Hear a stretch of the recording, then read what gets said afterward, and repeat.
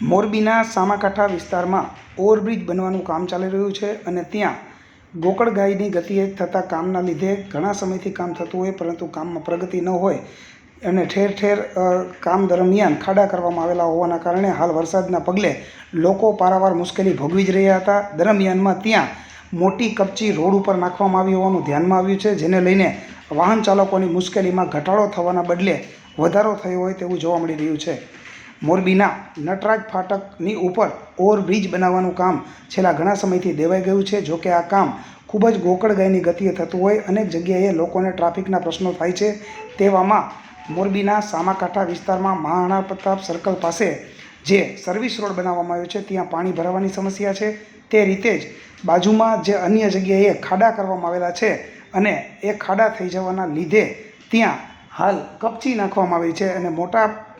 કદની કપચી રોડ ઉપર પાથરવામાં આવતા ટુ વ્હીલર જેવા નાના વાહનો સ્લીપ થઈ જવાનો બનાવ વારંવાર બને છે અને લોકોની હાડમારી ઘટવાના બદલે વધી રહી છે। તે ઉપરાંત મોરબીની અંદર અનેક રસ્તાઓમાં જોઈન્ટ નથી અને કડ જેવો ભાગ જોવા મળે છે, જેના લીધે નાના વાહન ચાલકો ત્યાં મુશ્કેલી અનુભવે છે અને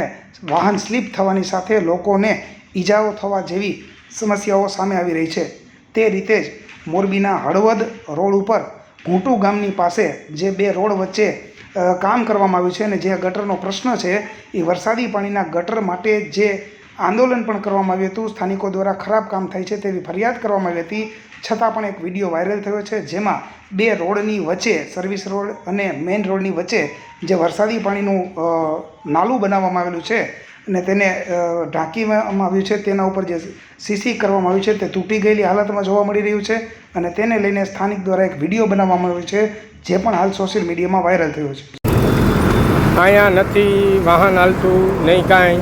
તોય અહીંયા આવી રીતથી આ ફાંડું પડી ગયું, હજી તો રોડ ચાલુ નથી થયો। આ ઘૂંટુ હળવદ રોડ, મોરબી હળવદ રોડ બરાબર, ઘૂંટુ ગામમાં આ કેટલો ભ્રષ્ટાચાર થયો હોય છે, આમાં કાંઈ ખબર પડે?